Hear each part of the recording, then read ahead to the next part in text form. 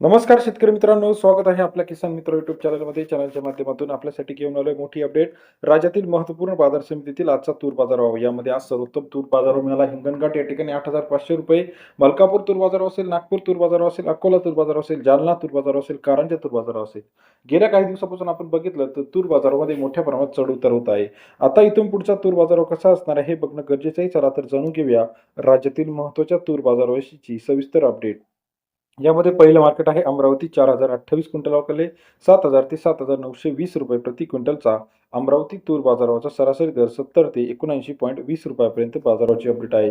तसेच पुढील मार्केट आहे अकोला. 1,740 क्विंटल अवकाले 7,000 ते 7,940 रुपये. अकोला कृषी उत्पन्न बाजार समितीतील तुरीचा आजचा बाजार 70 ते 80 रुपयापर्यंत बाजाराची अपडेट आहे.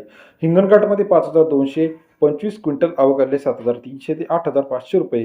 हिंगणघाट कृषी उत्पन्न बाजार समितीतील आजचा तुरीचा बाजारभावाचा दर आहे. त्यानंतर मलकापूर 1,021 क्विंटल अवकाले 7,300 ते 7,900 रुपयापर्यंतचा मलकापूर कृषी उत्पन्न बाजार समितीतील तुरीचा बाजारभाव 73 ते 80 रुपयापर्यंत. दुधनी मार्केट 229 क्विंटल अवकाले 7,000 ते 8,000 रुपये प्रति क्विंटलचा दुधनी कृषी उत्पन्न बाजार समितीतील आजचा तुरीचा दर 70 ते 80 रुपयापर्यंत. आवक सुद्धा इथे कमी झाल्याचं आपल्याला पाहायला मिळते. कारंजा मार्केट 2,430 क्विंटल अवकाले 7,300 ते 7,920 रुपये. कारंजा तूर बाजारभाव सरासरी दर 73 ते 80 रुपयापर्यंत बाजाराची अपडेट आहे. त्याचप्रमाणे लातूर 1918 क्विंटल अवकाले 7,100 ते 8,020 रुपये. लातूर कृषी उत्पन्न बाजार समितीतील तुरीचा बाजारभाव.